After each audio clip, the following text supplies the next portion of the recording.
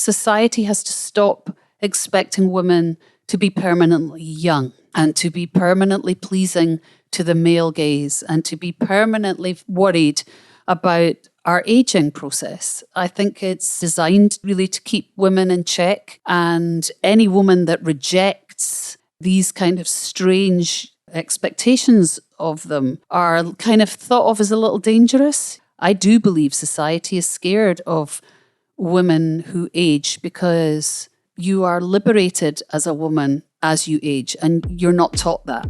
You're told to fear it. What I think in general women don't understand is actually this is your liberation. Because when you're young, you believe your agency is your good looks or your sex appeal. How many men's heads are turning as you walk in a room. You subconsciously, I think, understand that there's a cultural power in that. But in point of fact, young women have zero cultural power because they're objectified completely.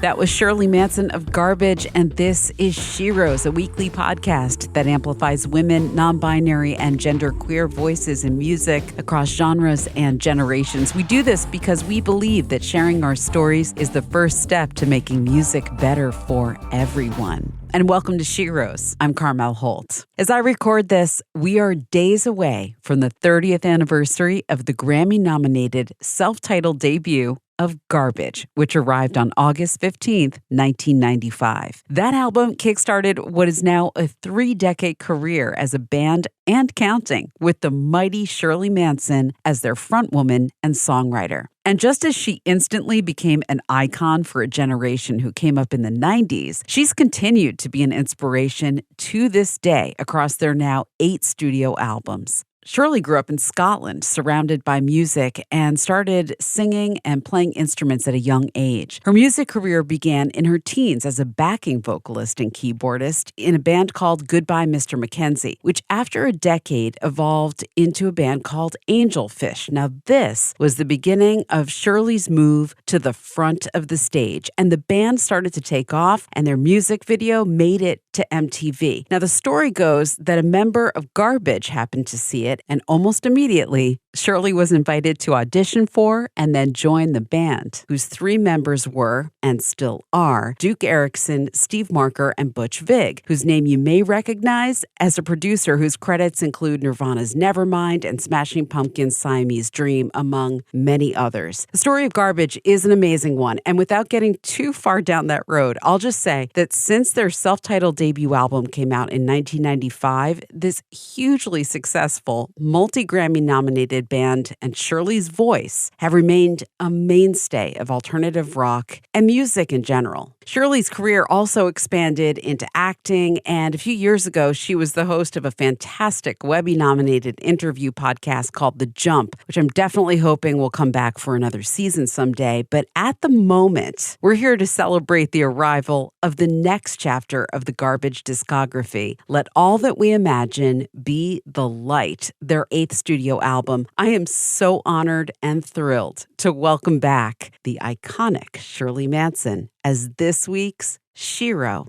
in the Spotlight.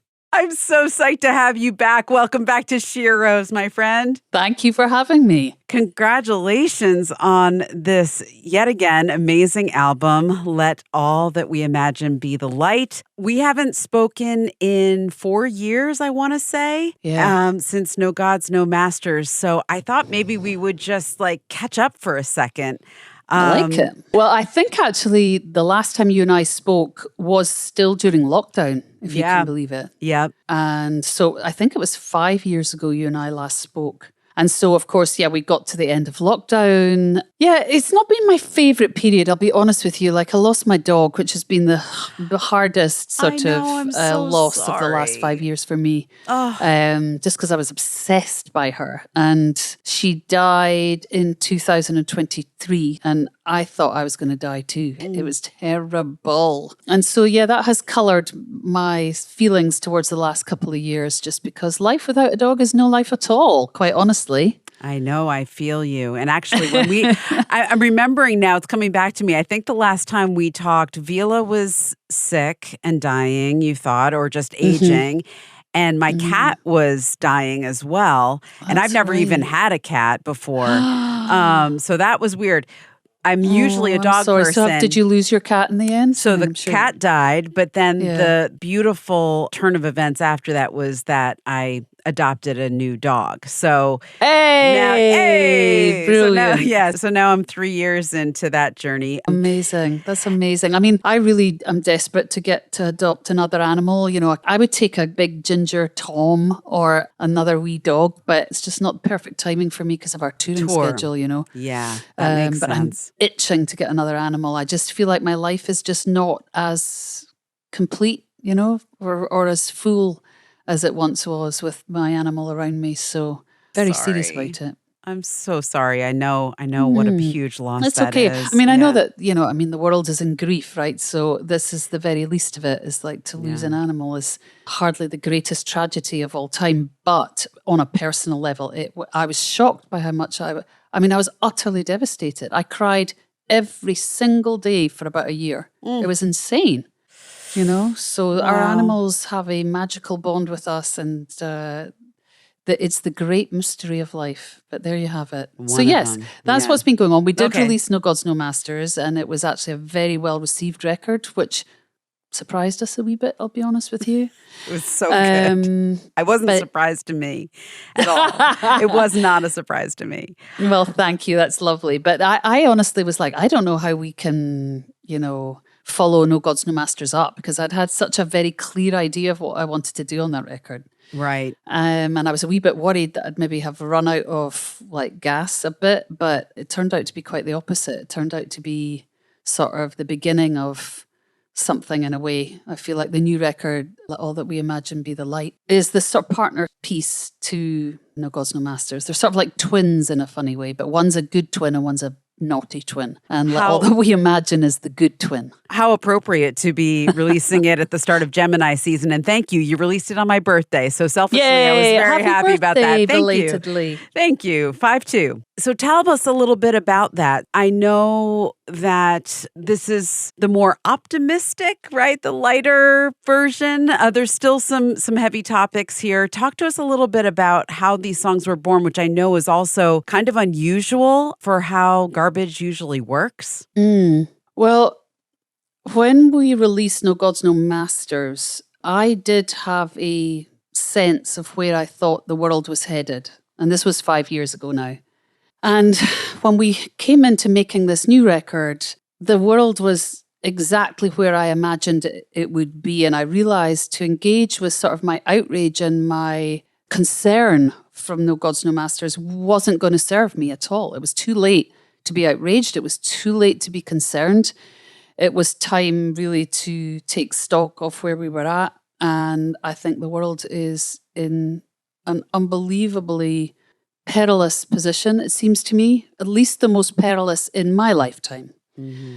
And I wanted to not be a part of all that chaos and the destruction and the cruelty and the revenge and, you know, all the bad, really strong powers that seem to be engulfing our globe. I didn't want any part of that.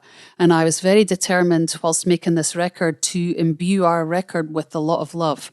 Because, you know, that age-old cliche when they say you need to be the change you want to see. That's Right. the only, you know, sphere of influence you have, is how you choose to live your life and be in the world, you know. So I had this determination that this record was going to be a loving record. And so it is a much softer counterpoint to No Gods, No Masters. It's still opinionated, of course, because that's who I am as a person. But it is definitely a gentler approach, because I really believe that we do need to be softer with one another. Like, we cannot continue the way we're headed right now. We're going to destroy ourselves. I really believe that sincerely. I mean, I know I'm being quite dramatic because I'm a dramatic kind of girl, but I think it's absolutely imperative that we are kinder to one another and we foster our love and concern for those who are not our immediate family or who are not the same color as us, or they don't practice the same religion. But it is necessary, I think, as a global community to get over all our differences and not listen to those in power who are telling us to believe in othering each other. We have to instead really protect one another from, it feels like global tyranny, quite honestly. So anyway, that was a rant. I'm sorry, I went off on a bit of a monologue there, but it is kind of reflective of how I feel, you know? Yeah. And you also had a lot of time to reflect as you were recovering from these surgeries. Oh my God, you went through hell and back, Shirley. You know, I did. I kind of think it's quite funny now because it seems so inconsequential now, you know, thanks to medical science. I am mightily fixed up and I'm quite shocked at, you know, how easily actually my body came back together. But I did go through a period of about 3 years of being in a crippling pain and abject misery just because I was sort of bedbound for like a period of time. And, you know, I went through 2 major surgeries, and that in itself is testing. You know, it tests your ego, it tests your pride, it tests your sense of yourself and your invincibility. And all of a sudden you're very vulnerable and fragile. And that, you know, really colors the way you view the world and see yourself in it. Mm-hmm. So that was all very profound, to be honest, for me. And I would call it a whole new chapter in my life and my development as a human being on Earth. I would love to hear more about that. And I'm wondering if we can go into a song clip here. Is there a song that when you perform it now or hear it that brings you back to that time or that you associate most with that transformation? Well, I associate most one of the new songs off our new record called Sisyphus, which was written during my recovery from my very first hip surgery. And I was just learning how to walk again, and I was trying to get stuck into my work. And the band had been sending me some musical ideas, and I'd been listening to them on my treadmill and on my elliptical and trying to regain my strength. And I wrote Sisyphus essentially about recovery and about garnering your personal forces, you know, all these things that make us who we are and, you know, build us into a resilient human being. And the song is also about fostering love and healing for any other vulnerable person or animal or the earth. Is a prayer, essentially. So I would choose Sisyphus as a song of healing and a prayer to recovery. That's from the new Garbage album, Let All That We Imagine Be the Light, their 8th studio album, and a track called Sisyphus. We have Shirley Manson, the great Shirley Manson, back with us here on SHEROES. And I'm Carmel Holt, and we were talking about your recovery from your surgeries and how that was a transformative experience. I can only imagine after all of that physical pain and the long road to recovery. And I wanted to hear more about that. Like, in what ways were you transformed? Well, it was decidedly unglamorous, right? So, you know, I had to learn how to walk again twice in the course of 2 years. Like, wow. I got one hip fixed as a result of an injury I'd sustained on stage at the Katie Rock Weenie Roast. I'd fallen off stage and banged my right hip on the security barrier, and I really shattered it, essentially. And then for about 5 years, I sort of struggled through intermittent pain. And then I was on tour with Alanis Morissette, and I felt, oh my God, like I can't really walk properly. I can't get up and down stairs. It was terrible. So I had to get it fixed. And you know, the hospital experience alone, Carmel, was so, and I use this word very carefully because people talk about being humbled all the time, and I'm always scoffing at it. Like, I'm always scoffing when I hear people saying, I'm so humbled by this, I'm so humbled by that. And I'm always talking to myself, saying things like, yeah, right, you are. You don't sound very humble. But when I was in the hospital, you know, some of the nurses knew who I was.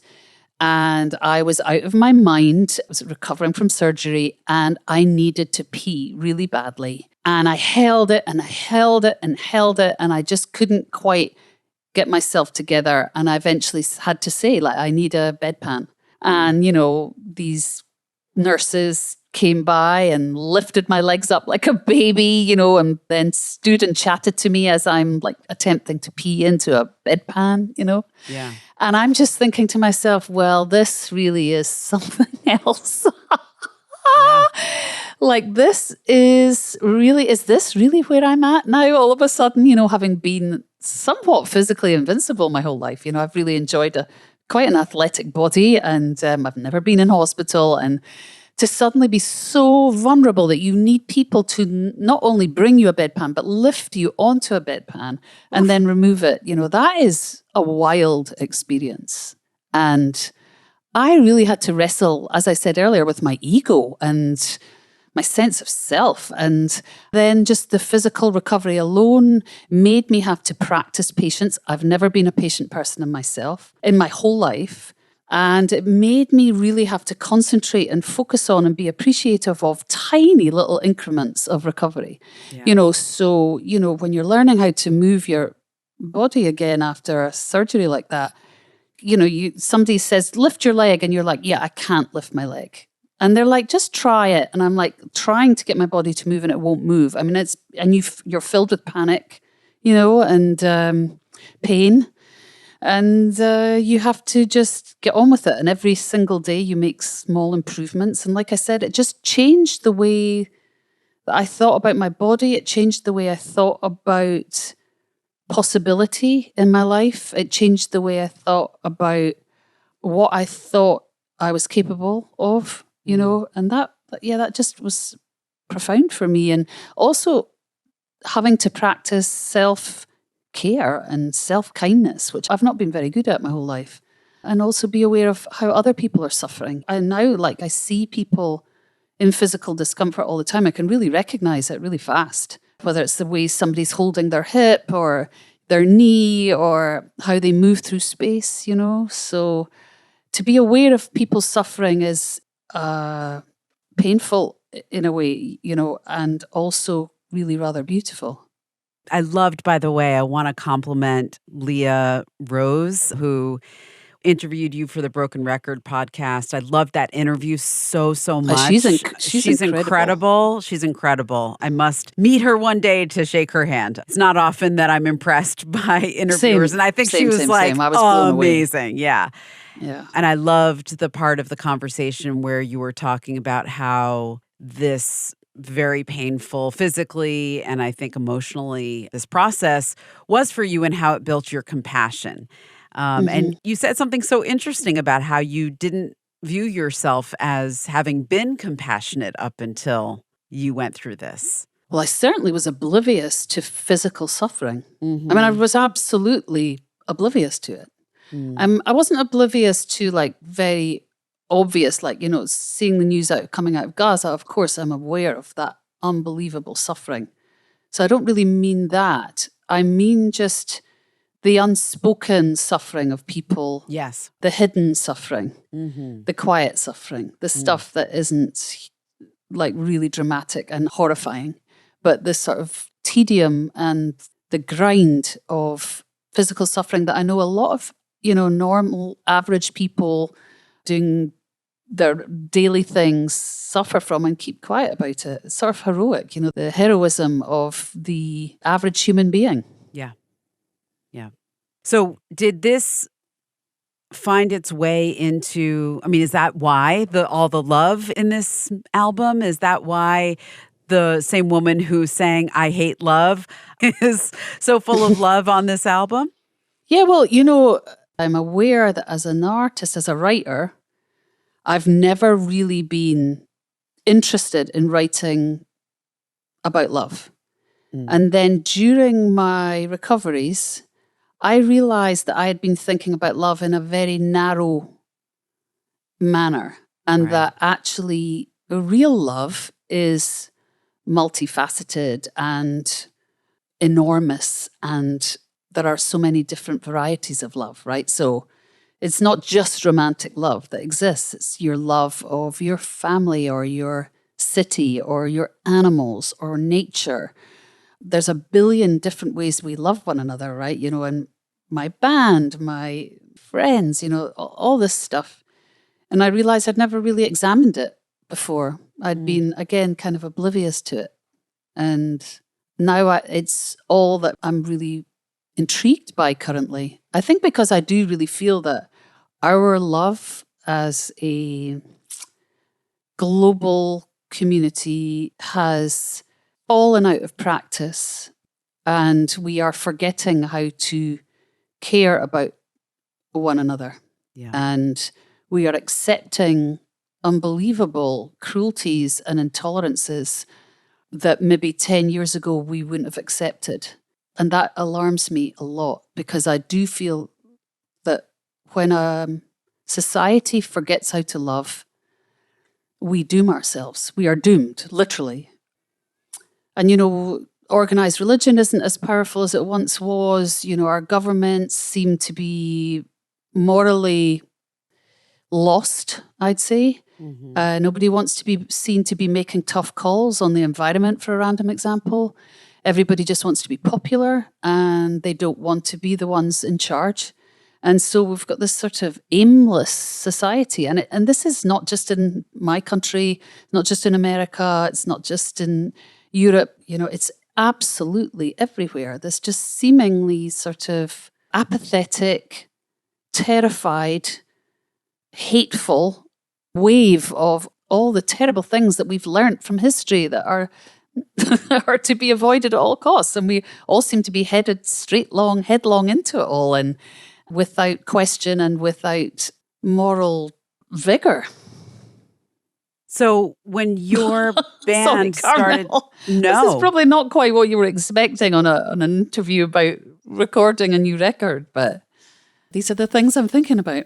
It's exactly come on. We've done this before. I know how passionate. It's one of the things I love about you and I love about this band, and particularly the last few records, it's just gotten more outspoken, more focused on activism through music, for lack of a better word, which I'm all about. Yeah, I wouldn't call it activism, to be honest. I think activists are heroes, and we are no heroes, and we are not doing the work that is required by those who really have invested in trying to make the world a better place for other human beings. I would love to be that person. I'm not. Well, when you believe that music can make change, and then you say the thing that other people might not, I think that counts.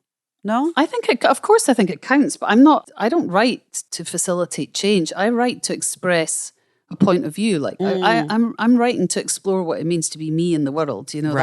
Right. That's all I've got. I'm not saying I'm right. I'm not saying I'm wrong, although I've got a pretty good sense that I'm right about a lot of things. But but there's no grand force at all behind anything that I've ever done. Maybe the band feel differently, but I certainly don't. But I do believe that with music, you can reach people that have a similar perspective to you. And that connection between music and the listener is, I think, in my world, really sacred.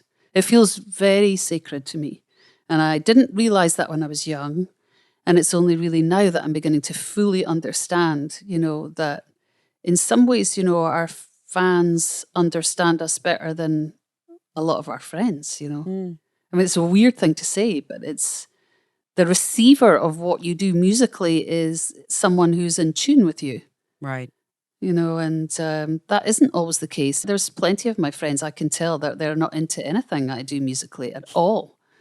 Hard to imagine, but right. I get that. And so you are aware when somebody who loves your music says to you, I love what you do. It's meaningful. It's a meaningful experience, What song should we play talking about all this and talking about love?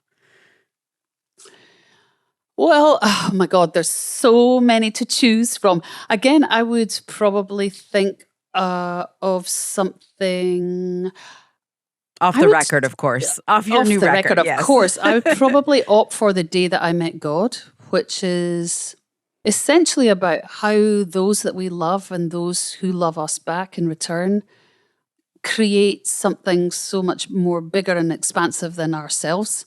And I guess that is what God is for me in a funny way. And writing those lyrics along with this melody, I felt something ecclesiastic. I got so I got the chills when I recorded that. I was like, oh my God, this makes real sense to me. Like, this is what I believe. This is my faith. This is my God. I'm just scrolling down to look at these lyrics because you say, my life fell apart the day that I met God. Tramadol, tramadol, I found God in tramadol. Yeah. Well, of course, that's the stinger, right? So there's this sting at the tail of that song where I'm then questioning my faith, Yeah. And I feel like it's a story that's to be continued because I had no idea where those lyrics came from. I still don't understand where it came from. It's like one of the weirdest things I've ever written. And when I sent my ideas to the band, I didn't know whether they were going to reject it with contempt or whether they would embrace it. And I really genuinely didn't know. And so, yeah, I feel like this is part one of a part two or part three story that might continue, hopefully will continue throughout my, the rest of my career, throughout my exploration as an artist, as a musician, I don't know, but it brought me a lot of joy to throw that in about being on tramadol, being on painkillers, kind of having this very defined idea of God and my faith, and then saying, well, to be fair to the listener, I am out of my mind and I don't know what I think. Well, questioning God and questioning religion has been with you almost your entire life. I'm remembering, and also music and the two together, the church, that's where you first started to sing, if I'm remembering that right. Mm-hmm. And then you rebelled and gave up going to church and told your dad you weren't going to Sunday school and you were like 11 years old or something. Yeah. It's true. Like, religion has been a fixation for me my whole life. Like you say, even from when I was a child. I mean, I have really strong memories, really strong sense memories of being in church. I can remember the church had the most glorious stained glass windows and blue velvet carpets and mahogany oaked pews with little gates on either side of them, and the smells and the ceremony and, the teachings of who at the time I felt a lot of kinship to the teachings of Christ. I took it all very seriously. I was devout as a child. I really was a believer, and then I was devastated when I started to witness what I believed to be the hypocrisy, or should I say now, knowing what I know now, the frailty of the followers of the flock, Yeah. And as a child, I saw the frailty as hypocrisy, and I didn't like it, and I rejected it, and it killed my belief in what I was being taught at Sunday school and in the church. But my dad is religious and has always had a very active relationship with the church and with the teachings of Christ. And so it has remained a fascination for me, this unbelievably mystical practice that human beings indulge in.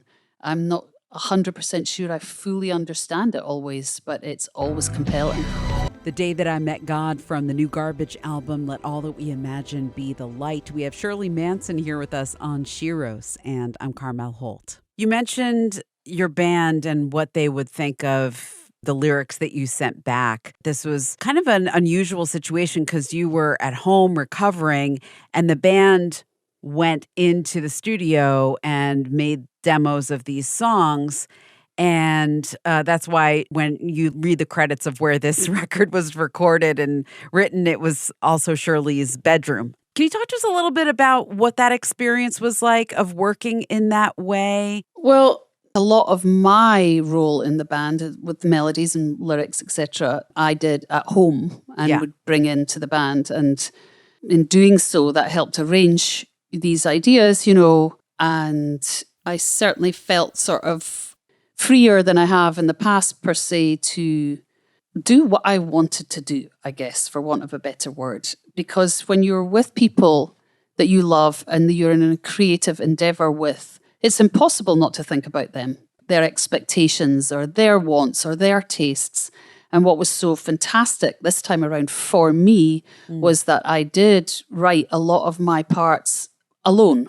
and they were amorphous for me. That, you know, I was just getting these pieces of music via email, and their presence wasn't really around me. I was in my bedroom recovering, and the focus was solely on myself, which I can't say I've ever done before, really. I've always felt a sort of commitment to the band dynamic, the band personality, the band identity, etc., etc. And so in some ways, this was very freeing for me, this record. Also, the music they sent me, I was shocked because I had expected more defined songs, and I didn't get that. I got like sprawling cinematic pieces. And I literally at one point on one of the songs said to my husband, what the fuck am I supposed to do with this? And that was the song that turned out to be The Day That I Met God. But when I first heard it, I was like, I don't even understand how the hell I'm supposed to turn this into a song, you know? Right.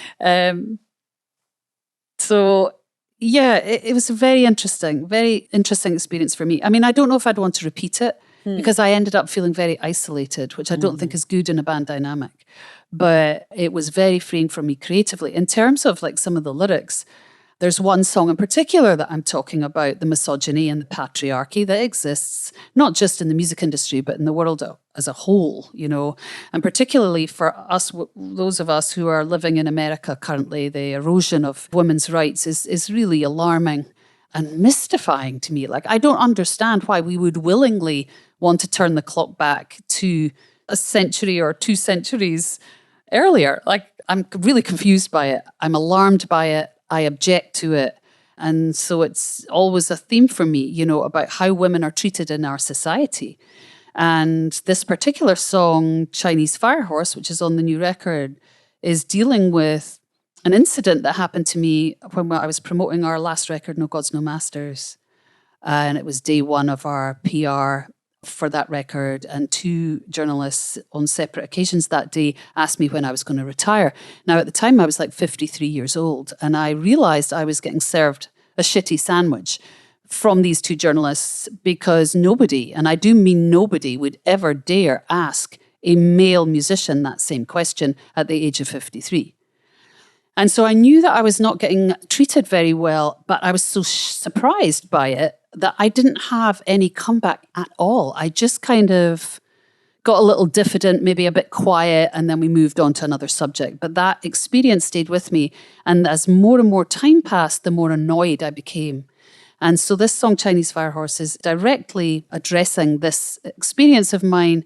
And it's talking about how society has to stop expecting women to be permanently young and to be permanently pleasing to the male gaze and to be permanently worried about our aging process. I think it's designed really to keep women in check, and any woman that rejects these kind of strange expectations of them are kind of thought of as a little dangerous, you know? Mm-hmm. So that's why I titled the song Chinese Firehorse, because back in the day in China, in ancient times, they would kill all the female babies that were born under the Firehorse sign. And I just thought that was a perfect title because I do believe society is scared of women who age because you are liberated as a woman as you age, and you're not taught that. You're told to fear it. What I think in general women don't understand is actually this is your liberation. Because when you're young, you believe your agency is your good looks or your sex appeal, how many men's heads are turning as you walk in a room. You subconsciously, I think, understand that there's a cultural power in that. But in point of fact, young women have zero cultural power because they're objectified completely. And then they're taught to concern themselves solely with not losing that agency that they imagine they hold.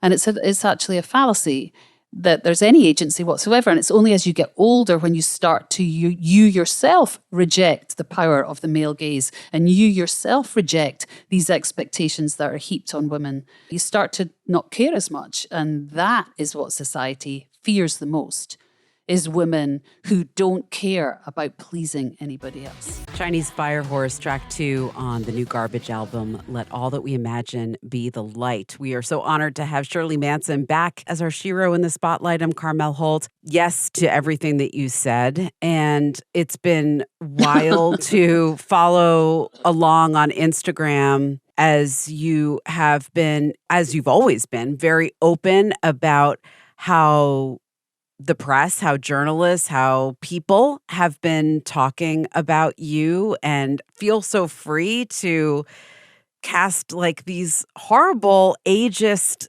things out into the world about you, about women. And I just, want to thank you for never stopping and never giving in and saying that you don't, you give zero fucks given. I mean, you do care, but like you're also not taking it on, you're not letting it stop you. And by showing the way for others how to handle that is so powerful. So I do want to say thank you. But also I want to talk to you a little bit about that experience and like, how do you navigate all of that? Well, I mean, to be honest, and I know this is just sounding like bravado, but it's really true. I don't give a fuck. If somebody calls me a rude name, or she's an old hag, or she's this, that, and the next thing, I really couldn't care less. It's like water off a duck's back. Because I've worked through it, right? And I know what's happening. And I actually feel nothing but pity for people that think that by calling somebody old, that somehow that's a legitimate criticism. Instead, I just feel sadness for that person. Because I'm like, wow, you really are obedient. You are swallowing this nonsense. And I don't object to a lot of the sexism and patriarchy that I experience. I don't object to it for myself at this point because I have done very well for myself, right? I have an amazing career, and the patriarchal kind of restrictions haven't really applied to me, although I have certainly enjoyed my fair share of the patriarchy trying to restrict me, and misogyny too. But I say this because I have a young niece, my little sister's youngest child. She's a young girl. I have my goddaughter, which is Stephen, my band's daughter. Butch has a young daughter. Duke has a daughter. All my band have young girls, women in their lives, and I do too. And I say what I say because I want the world to change so desperately, not just for women, because I actually think the way things are currently, this weird binary, like restrictive attitude towards gender in particular, towards our sexuality as well, and our identities, I think they're damaging to everyone, including white cis males. I just don't think it's a good environment for any of us to exist in. These expectations that are placed on women's shoulders are equally placed on men's shoulders. Men are supposed to have massive dicks and insane sex drive, and they're supposed to be the bread earners, and they are supposed to be the ones that go fight. And, all these awful cliches that trap men in the same way that women are trapped by the nonsense that we're taught. And so I just want to see a breakdown of all that. And so I feel like, hey, I get to talk to amazingly clever journalists who give me the opportunity to answer questions like this. And so I leap at the chance just because don't we all want to see the world change? I mean, is it really working for anybody right now? I don't know if it is. Yeah. Well, what do you say? I loved, by the way, also beautiful article that just came out in New York Times. Folks, if you are a Garbage and Shirley Manson fan, it's just so gorgeous. I love the writing of the woman who wrote this. Lizzie Goodman. Yeah, she's just always so great good. Writer, yeah.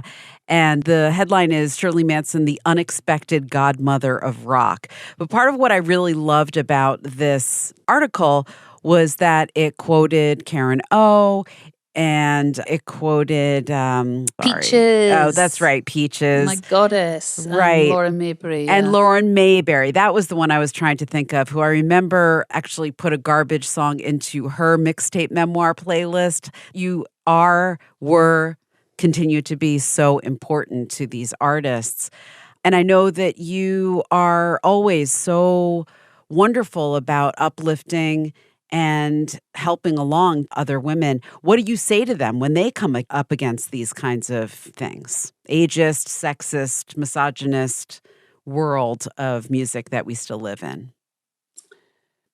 I would just say that the struggle is part of the whole thing. To enjoy a career in music, you have to accept that it's not all easy. It's not all fun and games. It's not all like looking pretty in front of a camera, singing your favorite song. It's a lot of other things that are required of you along the way, and dealing with misogyny and sexism plays a role, unfortunately, that's the same in any career, right? It's just a thing societally that we're battling right now, is this bizarre, curious divide. But I always say to young artists, male or female for that matter, it's like, just do the work. Like, do you. Like, don't try and worry too much about how to appeal or not to appeal. Don't worry too much about making mistakes. Mistakes get made. It's a part of the whole experience. If you're not making mistakes, then you're not actually probably doing particularly good work. I think you have to be forgiving of yourself, and you have to just stand back up when people tell you no, because you get knocked down a lot, and you just have to learn that, okay, I took a knock and that felt unpleasant, but I'm going to go back to writing a song, giving birth to an idea, imagining a beautiful melody, playing a show, even if it's in front of 3 people, play your show like you are playing for, 300, 3,000 people. It's work, work, work. Always the dedication must be, I think. And that is what keeps you sane, because then nobody can take away any of that from you. If you actually do the work, nobody, and I do mean nobody, can take it from you. It's yours to keep, and you build upon it. And before you know it, you do enough work, you look back and you have literally built, the home of your dreams. You've built a magnificent cathedral, or, in your mind with your work. It's powerful. Speaking of your live shows, the next leg of your tour is coming up. And I noticed that you have a new-ish bass player in the band. Yes, she's new. She joined us earlier on this year. She took over from our beloved Ginger Pooley, who was playing bass, but then had family commitments. And Nicole Fiorentino, she was a former player with Smashing Pumpkins. She came on board. And fantastic player, like ridiculous player. And she also does a very good Shirley Manson imitation vocally. So she can do a lot of the backing vocals for the first time, which is wonderful. Yeah, I haven't gotten a chance to see you yet on this tour, but I'm looking forward to it. But I did watch the live performance on Kimmel, and I thought the same thing. She sounded great, and her voice was seamless with you. And it also occurred to me how interesting, just on this 30th anniversary year of the self-titled debut album, where you all, if I'm getting this right, and then you correct me if I'm wrong, that Garbage was out as a support act for Smashing Pumpkins that first tour. Is that right?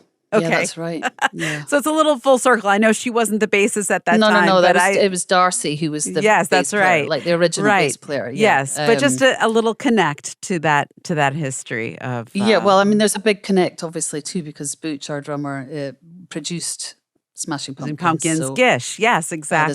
There's a lot of history between the two bands, and Ginger Pooley, who played bass with us last year, she too had come from the Pumpkins camp. So yeah, it's all very sort of family based. I love it. Shirley, it's been so awesome to have you here. Can I ask you to make a magic wand wish before we close?